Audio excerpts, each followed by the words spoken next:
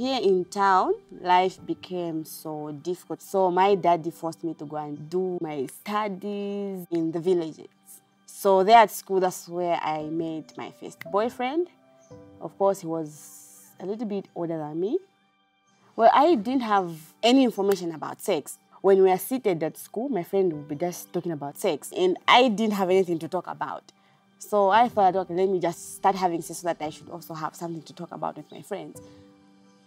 So the third time we had sex, when we were done, he just told me that the condom busted. I was busy like vomiting in class. My teachers were asking me what's wrong. I would just say maybe it's malaria and everything. But I was convinced now that no, I think this is pregnancy. So I asked him that what are we going to do about it? Then he told me never to talk about it again, because I was getting on his nerves, and he was threatening me that if I continued telling him about that same thing, he was going to beat me up, those threats. And I was scared of my dad, that maybe he might kill me. All this while I've been planning like to be a nurse when I'm done with school. Then this pregnancy of mine, how am I going to take care of the child? I hear that people die during labor. I just wanted to have it removed. In our village where we used to stay with my grandma, there was an aunt somewhere just nearby. She was an expert in terms of aborting pregnancies and everything. So we went in the bush. Then she started digging some roots for me. Then I was busy like by the roadside, just peeping, trying to see if there's no one coming and everything. So she gave me the whole concoction. So in the night, I woke up, went to the kitchen, and started boiling those herbs she gave me. So I was thinking that maybe just to speed up the reaction, I can just add some battery acid in it. Then I just want to get rid of this pregnancy.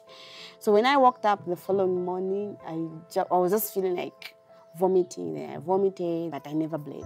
I went back to the same lady. Then she gave me the second dose. So with that dose, I was thinking, how do I speed up the reaction again, since the battery acid never worked? So I got some bottles and crushed them.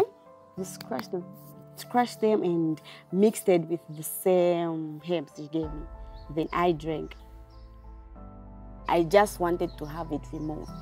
Yeah, I just wanted to terminate it that, so I just did all I could. Whatever came into my mind, I would just do that.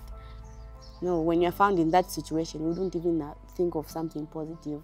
Everything you'll be thinking about will be negative and bad and evil, just to get rid of the pregnancy.